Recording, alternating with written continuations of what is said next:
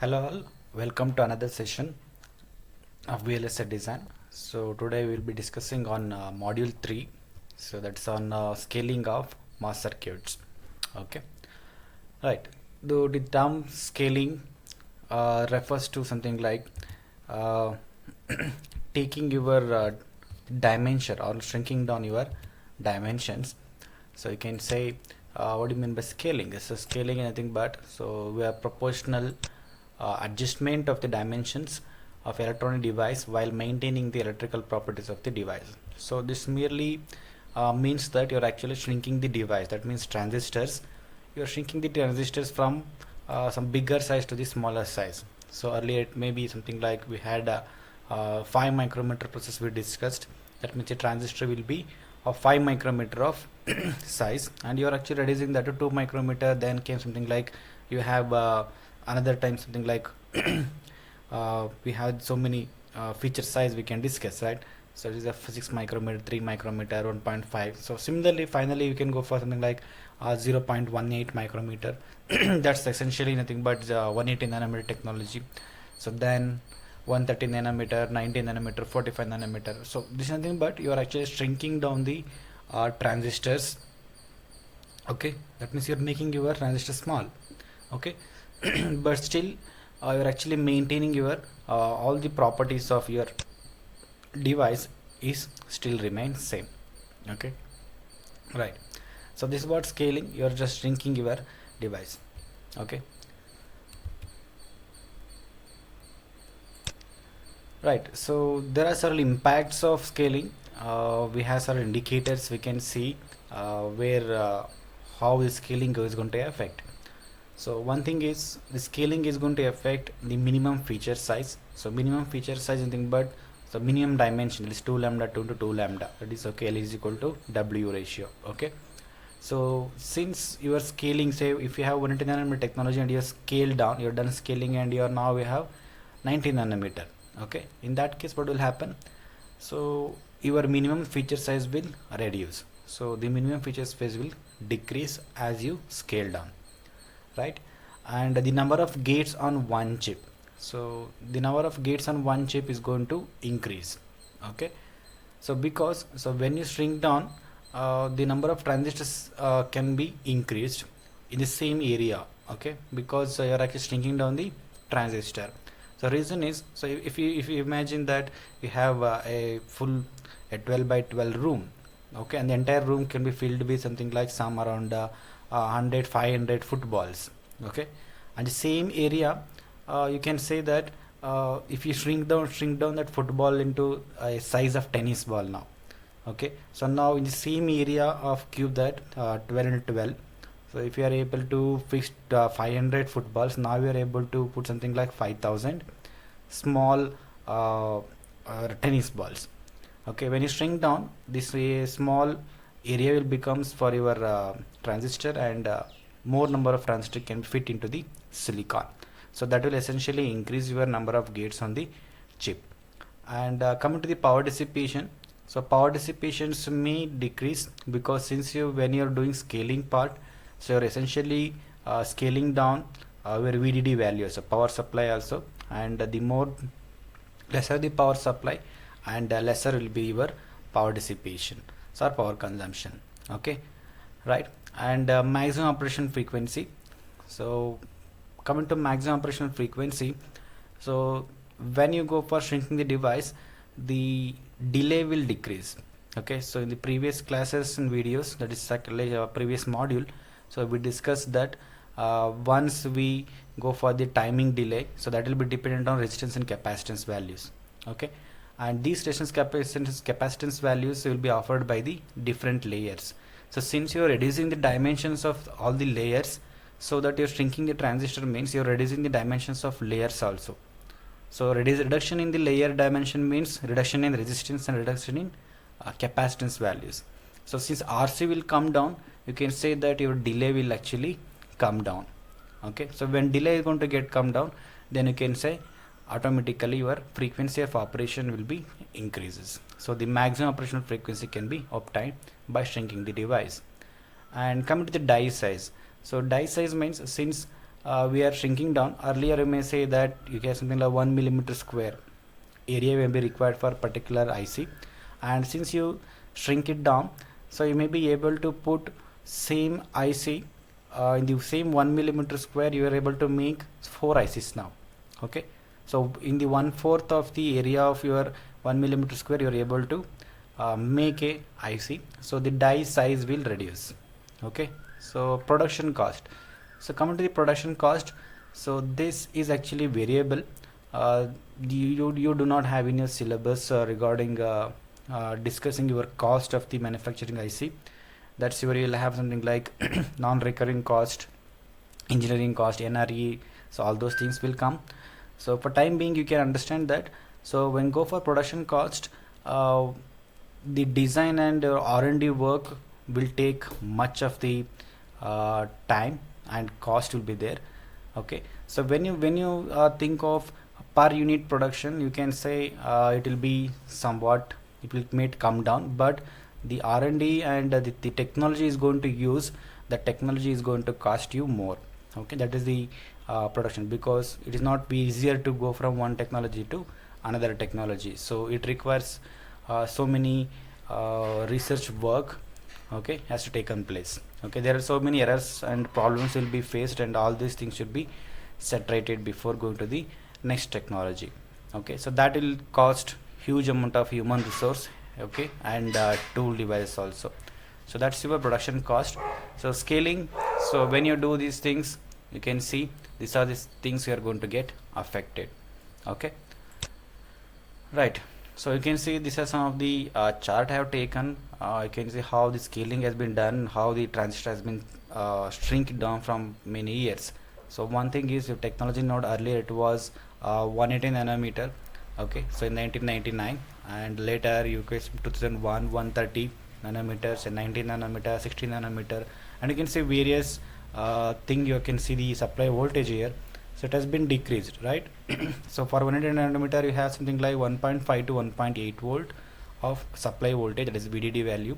So when you go for some other 40 nanometer, you have something like 0.5 to 0.6 will be your VDD. So you can see essentially the supply voltage has been scaled down. Okay, so this thing you can go for 2016 is 23 nanometer, I can say 22 nanometer. So now it is 2020. So essentially you already know that you're already getting the chips of nearly 7 nanometer and 5 nanometer technology right now. And you can go for Intel has also announced your 10th generation processor, i5 i9 and everything, so i7 processors. So these things are already in 10 nanometers. So typically you're going to go for reduction in your transistor sizes. Okay, so now presently your TSMC is trying to work on 5 nanometers, almost ready to roll out. Okay, so by Samsung also, and your TSMC is going to work on a new 2 nanometer process. Okay, by 2025 or something, so near to that you are going to able to get nearly 2 nanometer, and Intel is going to have some roadmap of 1.4 nanometer. Okay, so this is how the technology moves on, how your shrinking is going to happen. Okay, so you are able to see those things. It has been described in Moore's law also.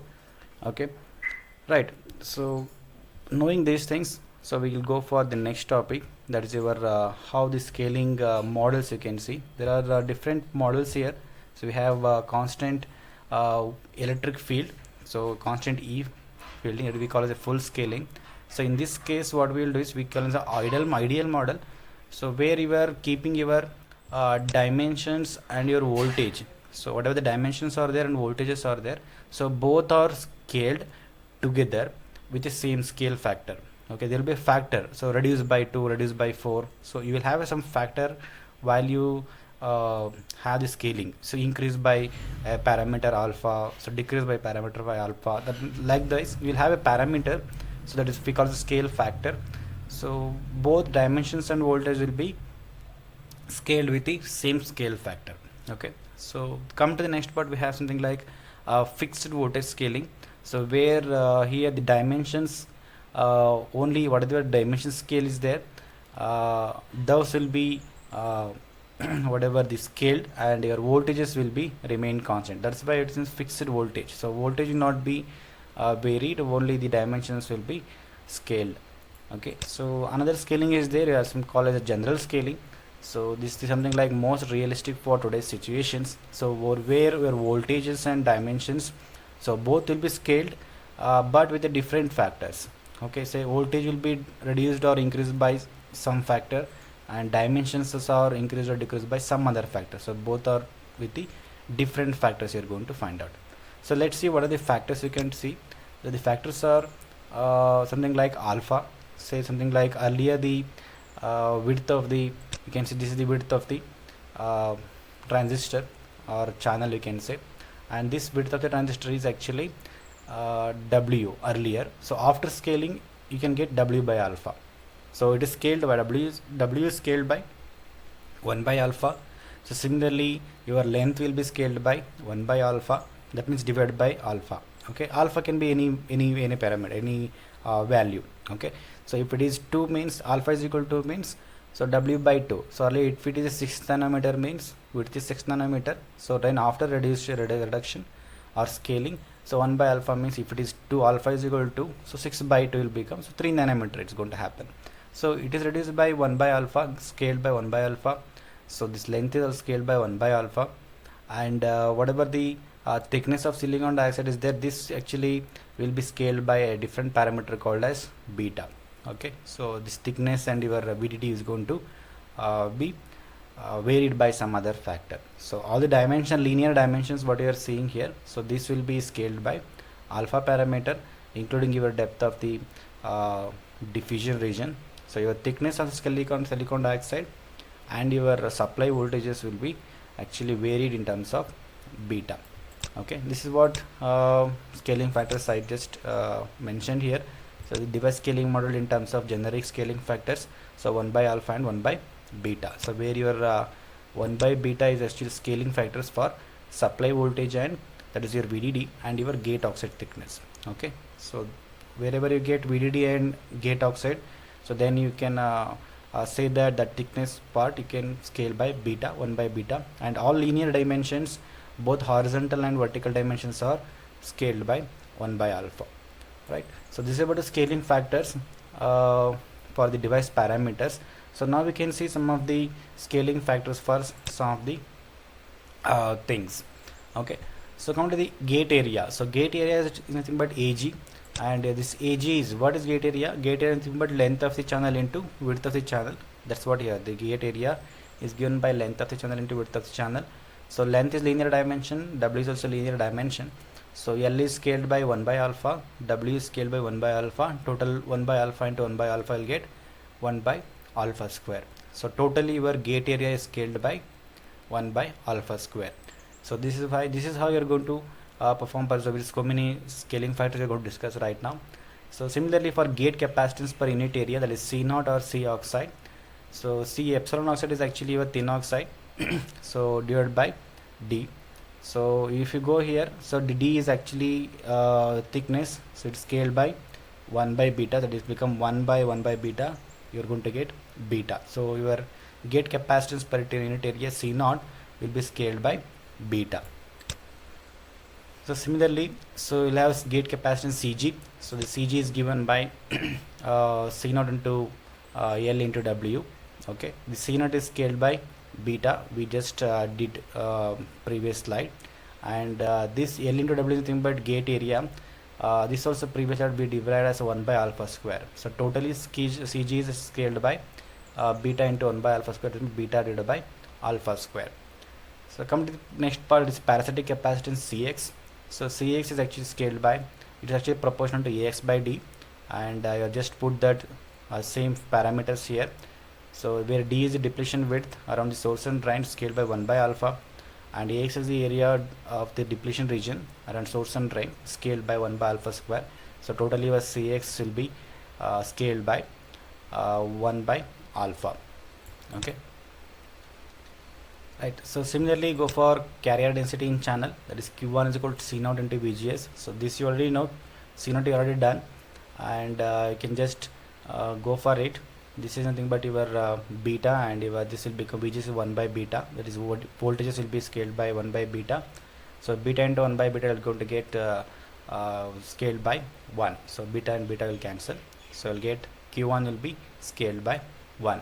So similarly R resistance, it is given by L by W into 1 by Q1 into mu, so this is also scaled by 1. If you just substitute L and W, 1 by alpha and this is equal to 1, so 1 by alpha, this both will cancel.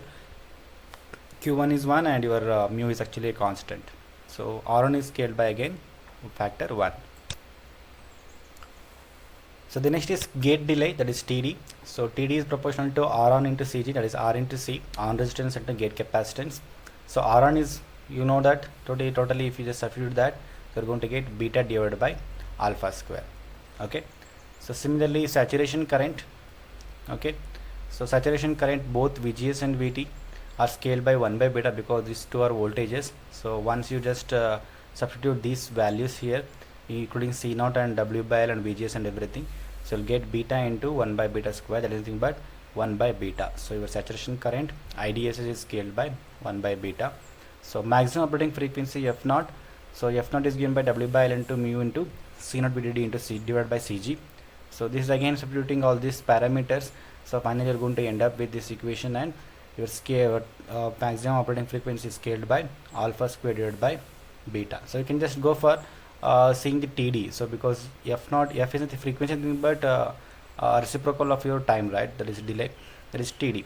So beta by alpha square is equal here is it is beta by alpha square. If you take reciprocal of that, you will get alpha square by beta, that is nothing but your frequency, right? So come to the next part. So this is your current density, J is equal to IDSS by A. So this actually you are going to end up with alpha square by beta. So similarly switching energy per gate, EG, so this you are actually going to get by 1 by alpha square into beta. Okay, so you need to remember these equations, so there is no much detailed derivations and everything, so you need to remember these factors for your examination purpose. So the next is power dissipation per gate.